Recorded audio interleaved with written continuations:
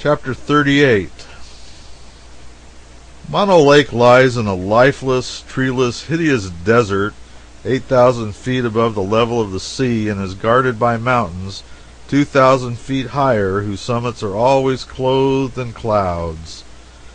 This solemn, silent, sailless sea, this lonely tenant of the loneliest spot on earth, is little graced with the picturesque. It is an unpretending expanse of grayish water about 100 miles in circumference, with two islands in its center, mere upheavals of rent and scorched and blistering lava, snowed over with gray banks and drifts of pumice stone and ashes. The winding sheet of the dead volcano, whose vast crater the lake was seized upon and occupied.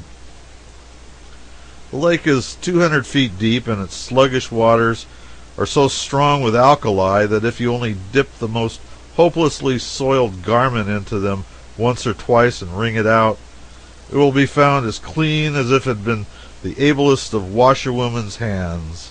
While we camped there, our laundry work was easy. We tied the week's washing astern of our boat and sailed a quarter of a mile, and the job was complete, all to the wringing out.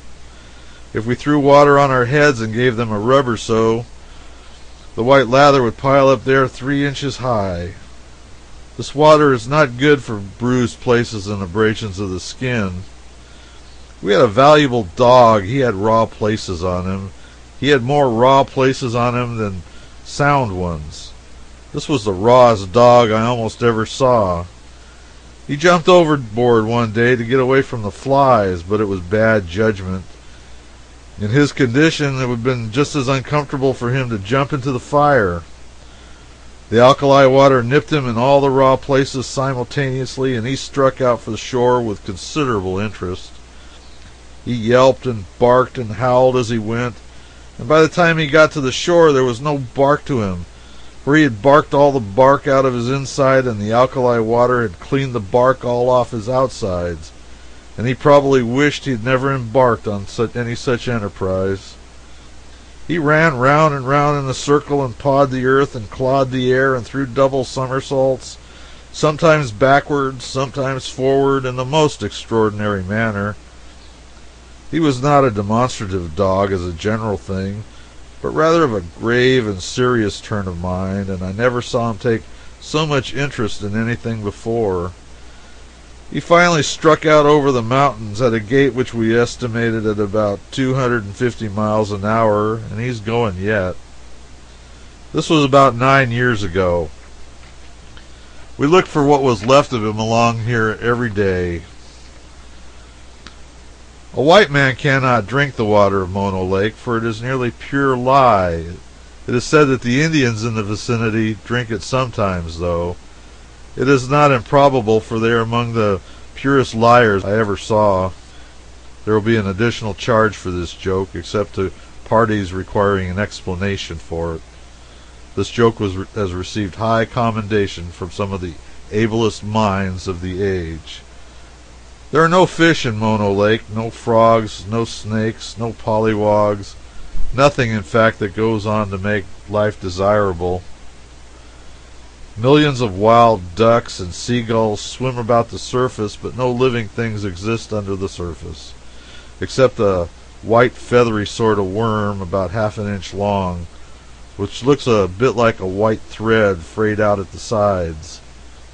If you dip up a gallon of water, you will get about 15,000 of these. They give the water a sort of grayish white appearance. Then there is a fly which looks something like a housefly. These settle on the beach to eat the worms that wash ashore, and any time you can see there are a belt of flies an inch deep and 6 feet wide, and this belt extends clear around the lake. A belt of flies 100 miles long. If you throw a stone among them, they swarm up so thick that they look dense like a cloud. And you can hold them under water as long as you please. They don't mind. They're only proud of it. When you let them go, they pop up to the surface as dry as a patent office report, and walk off as unconcernedly as if they'd been educated especially with a view to affording instructive entertainment to man in that particular way. Providence leaves nothing to go by chance. All things have their uses and their part and proper place in nature's economy. The ducks eat the flies eat the worms, the Indians eat all three, the wildcats eat the Indians, the white folk eat the wildcats, and thus all things are lovely. Mono Lake is 100 miles in a straight line from the ocean, and between it and the ocean are one or two ranges of mountains, yet thousands of seagulls go there every season to lay their eggs and rear their young. One would as soon expect to find seagulls in Kansas. And in this connection, let us observe another instance of nature's wisdom. The islands in the lake being merely huge masses of lava coated over with ashes and pumice stone, and utterly innocent of vegetation or anything that could burn, and seagull eggs being entirely useless to anybody unless they be cooked, nature has provided an unfailing spring of boiling water on the largest island, and you can put your eggs in there, and in 4 minutes you can boil them as hard as any statement I've made during the past 15 years. Within 10 feet of the boiling spring is a spring of pure cold water, sweet and wholesome. So in that island you get your board and washing free of charge, and if nature had gone further and furnished a nice American hotel clerk who was crusty and disobliging and didn't know anything about the timetables or the railroad routes or anything and was proud of it, I would not wish for a more desirable boarding house. Half a dozen little mountain brooks flow into Mono Lake, but not a stream of any kind flows out of it. It neither rises nor falls, apparently, and what it does with its surplus water is a dark and bloody mystery. There are only 2 seasons in the region around Mono Lake, and these are the breaking up of one winter and the beginning of the next.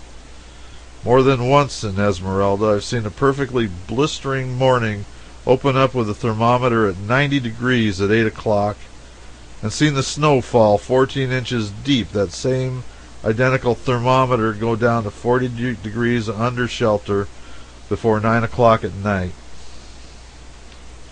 Under favorable circumstances, it snows at least once in every single month in the year in the little town of Mono.